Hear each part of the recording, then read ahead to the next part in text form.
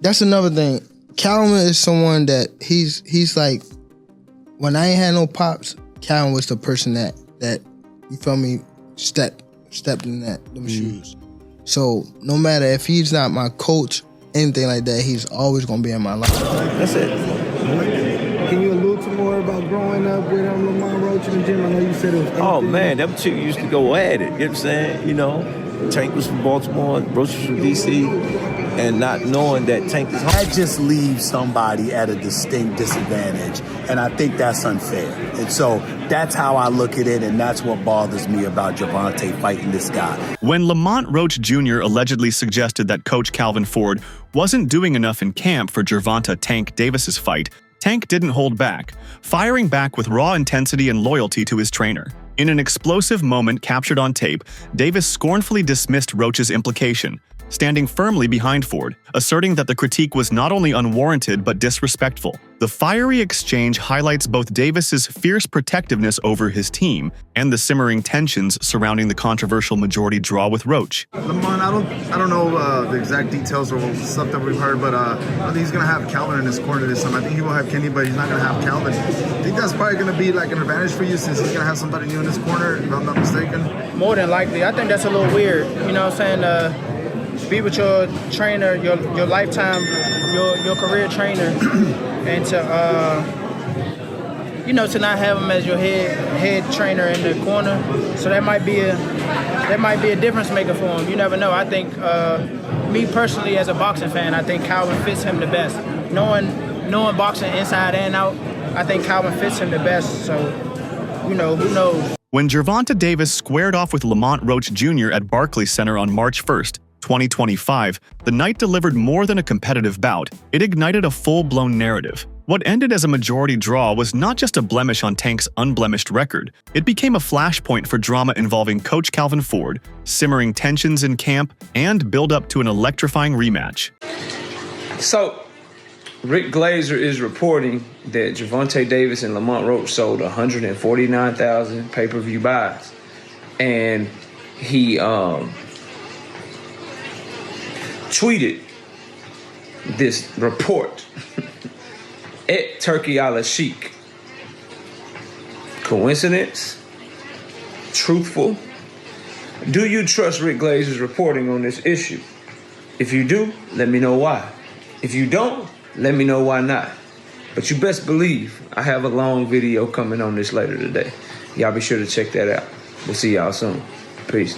Keyshawn Davis criticized Tank Davis, saying he lacked focus during the fight against Lamont Roach. He suggested that Tank's mindset wasn't fully in the ring, which may have affected his performance. Many fans agree, believing distractions outside of boxing contributed to his struggles during the highly awaited matchup. I feel like Tank overall, like the bigger picture, he just wasn't focused for real. He, doing a lot of arguing in the ring and just a lot of stuff that wasn't like, he wasn't just focused. He wasn't all the way locked in the ring.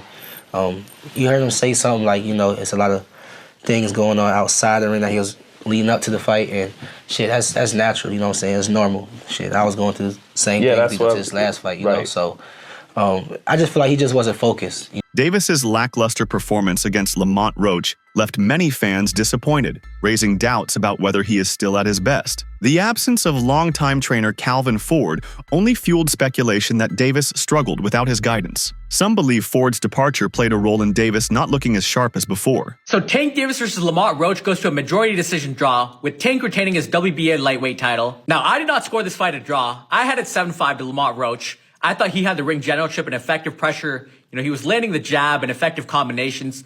Tank, as usual, had a very low output, and he was relying on one big shot. I gave Roach the first 3 rounds, Tank the next 3 rounds, and then Roach for the last 6 rounds to win the fight. Not to mention, Tank did take a knee in the middle of the fight. By rule, that should have been considered a knockdown. Yes, it was to get his mouthpiece, and that's why they didn't rule it a knockdown. But anytime a fighter takes a knee, that's a knockdown. And that would have given Roach 1 more point to win the fight. Now, I'm sure they'll run it back. Lamont Roach absolutely deserves a rematch. He just had the fight of his life. He wasn't scared to go toe-to-toe with Tank. Landing his combinations, the bigger counters, and the more effective shots. He definitely deserves a second payday. Now, in the co-main event, Gary Antoine Russell put on an amazing performance. I think he won 11 or 12 rounds against Raya Valenzuela. Great hand speed, good combinations, masterclass to win the WBA title. And then in the featured bout, Alberto Puello beat Sandor Martin to retain his WBC title. He landed the cleaner left hands, definitely won the last 2 to 3 rounds to edge the fight. But overall, good card. I do think Roach won the fight though. The climax came in round 9, when Davis took a knee after a jab, something even referee Steve Willis conceded should have been ruled a knockdown, but Willis let the moment slide, allowing Tank's corner to wipe his face, and no count was administered. The crowd booed, and the boxing community cried foul. Post-fight, Davis blamed a greasy hair product that irritated his eyes and caused the knee, an explanation that few accepted. Roach, on the other hand, emphatically claimed he deserved the win. He take a knee. You need to lose like 10-8 that round at least, no? And plus the corner go up and put it a towel in the face.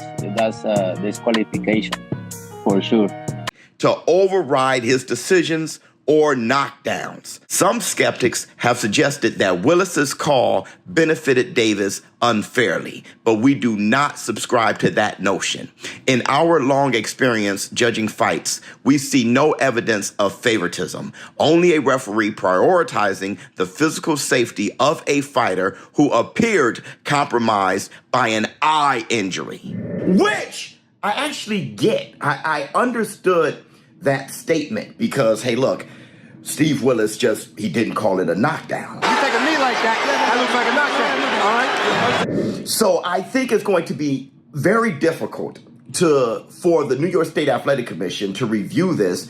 And addressing the 9th round controversy, Gervonta Davis explained that he took a knee because something got into his eye, and he didn't want it to be noticed. He admitted his lack of awareness regarding the potential consequences, stating, "But I didn't know I could get disqualified for this." This admission has sparked further debate about the fight's outcome. But I must say, do it enough. Can you describe what the feeling was like in the ring? And was it to get the towel out, to get the burn out of your eyes, or what was going on? And I didn't want to get caught. I didn't want to get caught while my eyes was burning, and like you can get knocked out like that. So I'd rather take the knee than But I didn't really know that you can get disqualified for all that, or when you start counting, I'm like, what the hell? But following their contentious bout, tensions between Gervonta Davis and Lamont Roach escalated on social media platforms, particularly X, formerly Twitter. Both fighters engaged in public exchanges, debating the outcome of their first fight and the possibility of a rematch, keeping fans and analysts engaged in the ongoing saga. He forget that, let me take a knee. That's a knockdown. But either way, it looked like they may have an immediate rematch. Roach and Gervonta Tank Davis goes back and forth on X, and here's what they say. Which it seems to me that, okay, if the New York State Athletic Commission overturns the result of the fight, then yeah, it's an immediate rematch anyway. Like Lamont Roach said, he has it in the contract. But if it remains a draw, it looks like Tank's still going to push for the rematch. And I'm hearing that, the fight that they were going to have, which would delay this rematch, was a fight with Pitbull. You could argue that a rematch with Lamont Roach would be far bigger than a rematch with Pitbull. But let me know how you feel in the comments below. Showbiz adult.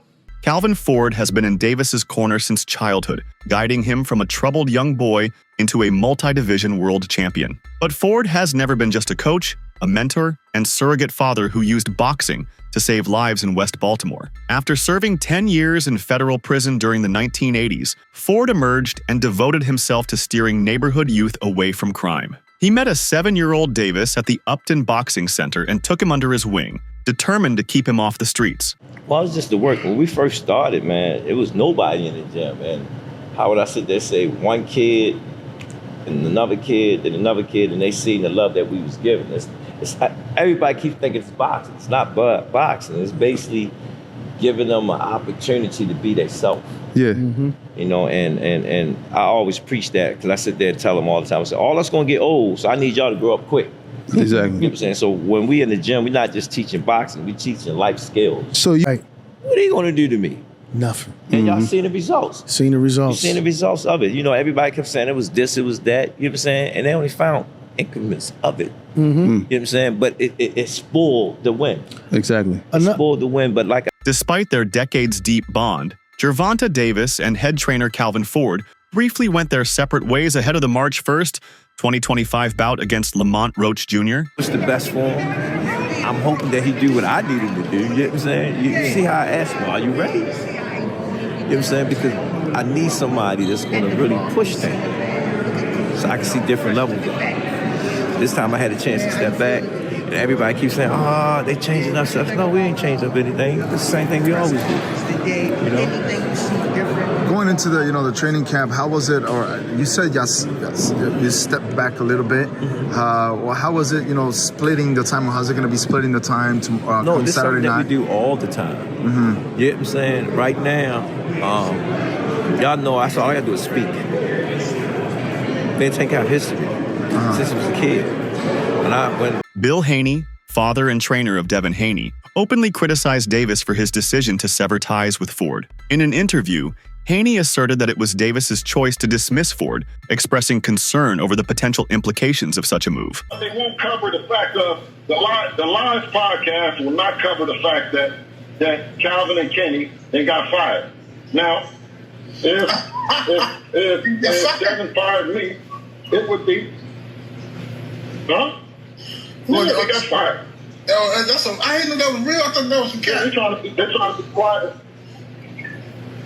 Man, they done got fired, man. Them people done got fired, man. They hoping they get hired. You know what I'm saying? Oh, they're working on getting back. Man, Calvin came in on there with he had them GTD first shorts, with them GTD leggings, with that GTD Kango cap, with that GTD glasses, GTD shirt. Man, guess what? The man gave him a hug, man, and left him in the hallway. And everybody want to act like that they not really. See, they keep that magnifying glass on us, and yeah. Another member of Davis's team, trainer Barry, chose a more neutral stance regarding Ford's absence. Acknowledging Ford's prowess as a coach, Barry simply remarked, "Boxing is boxing," indicating that such changes, while significant, are part and parcel of the sport. Camp was good, you know what I mean? With us is always good. Of course, boxing is boxing, and you can have some unforeseen things go on. But for the most part, we had a great time. Very good. And how's he looking at camp? What are you expecting from him on fight night? He was sharp, just to be Tank. You know what I mean? Tank being Tank. Just a little different for us because this is somebody that's close, to us. You know what I mean? Somebody we got love for. And normally the people we fight, people we don't know. So you can be as mean as nasty as you want to. But for this fight, we got to cast our feelings aside for that 36 minutes or whatever it is and take care of business. That's it. Yeah. Ford chose not to travel with Davis for that camp, focusing instead on youth training back home, a decision he framed not as a split, but a strategic pause, saying, "I'm still part of it, just from a different perspective," and that the time apart allowed both men to appreciate each other more. Tiring, and he was done. And Y'all have now to he understand. said that. Y'all have to understand. He a young man. He have a family. He want to do something. Enjoy something. Don't take some time out. I took a little bit of time out. You know what I'm saying? It refreshes you. Gets you back on that. So tonight, he had a chance for me not being around him a lot. You know what I'm saying? And I stepped in and I seen how he missed me and how I missed him. You know what I'm saying? I just can't wait to see that performance. Without Ford in his corner, Davis ended up drawing Roach, the first blemish on his record, prompting widespread speculation that Ford's absence had cost Tank strategically. Shortly after the firestorm prompted a reunion, Ford returned to training camp, reinforcing their emotional and tactical unity. Davis praised the reconnection, visibly relieved to have his longtime mentor back in his corner, a full-circle moment that both reignited trust heading into the rematch. Calvin, he been with me since I was 7. I used to sleep in Coach Calvin's house. I used to sleep at his job when he was working at a seafood restaurant in Baltimore. When I had to train Tank, when I didn't want him to get in trouble and I wanted to make sure we was together, I used to take him to work with me. And he'd chill. Everybody know him. Everybody know him at work. Remember, Calvin used to fuss at the guys that was coming up with me, and they was in the streets a lot. He was telling them, you can't have 1 foot in and 1 foot out. You gotta be, all the way in it. Focus on the goal, and them guys, they went left, and unfortunately, they got killed. You weigh the odds out like that. Do you want him to go to jail or you want him to live? That's the whole idea, to come to the boxing gym. If I ain't had the people I had around me, like the people that started with me and things like that, I probably would have been off the scene for a long time. The gym became a second home for Davis, a place where he felt the kind of love and guidance he hadn't always received elsewhere. For Davis, Ford wasn't just a coach, he was a father figure. Calvin Ford, what does he mean to you when you hear that name? What does he mean when you first hear that? A father. Mm-hmm. Father. And then he's one of the guys that held a lot of this, like, this whole family together. Mm-hmm. Him with Kenny.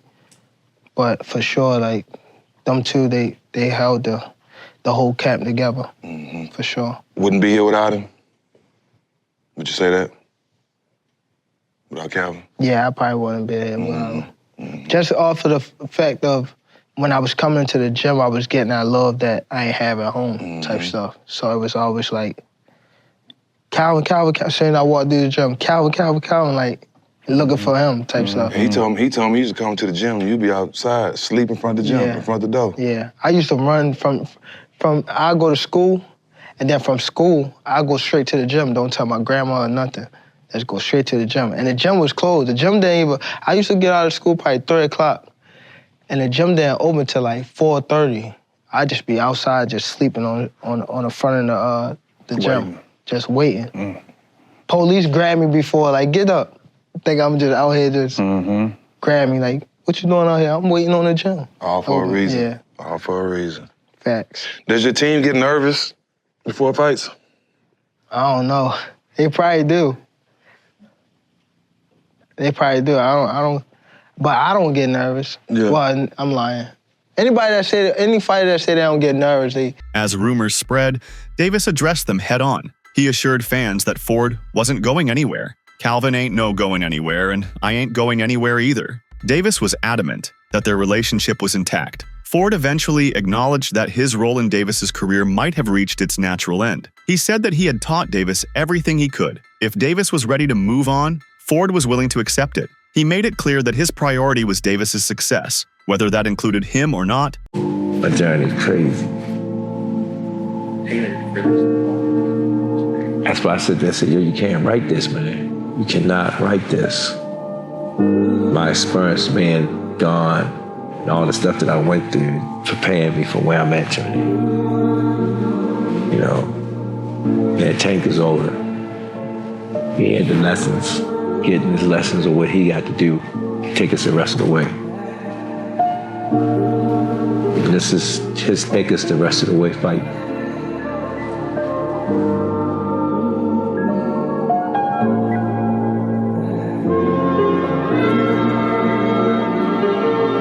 Calvin Ford guided young Davis through the perils of Baltimore's toughest neighborhoods, steering his focus toward boxing instead of street dangers. He transformed Upton Boxing Center into more than a gym, a sanctuary of discipline and hope. Ford's structured coaching helped Davis channel his raw talent, offering a reliable alternative to the chaos around him. Their shared journey reflects resilience, unwavering commitment, and mutual trust. Ford committed to keeping Davis off the streets while Davis kept Ford grounded and purposeful. Through their bond, they embodied the transformative power of mentorship and belief in each other. Ford was frank in his assessment of the Tank versus Roach fight. He suggested Davis didn't bring his A game. He had clear opportunities to assert dominance, but instead boxed too much in the beginning instead of pressing the issue, failing to close rounds with his usual aggression. Ford noted these chances slipped away, and rather than capitalizing, Davis drifted, allowing Roach to stay competitive late. In Ford's eyes, Tank underdelivered. He had the tools and the moments to end the fight early, but didn't seize them. It was a performance lacking the urgency and killer instinct that typically defined Davis's style, something both coach and fighter are determined to fix before the rematch. It just went like you said. We looked at 3 rounds. Brian was calling out, yo, I need 3. We got 1. I need 2. He got the 2. But he forgot where he was at. He thought he was still in the 8th round. He thought he still had rounds to go. Thought he still had rounds to go. Thought he was in the 8th round. He was good. We just couldn't figure out why he wouldn't pick it up. Right.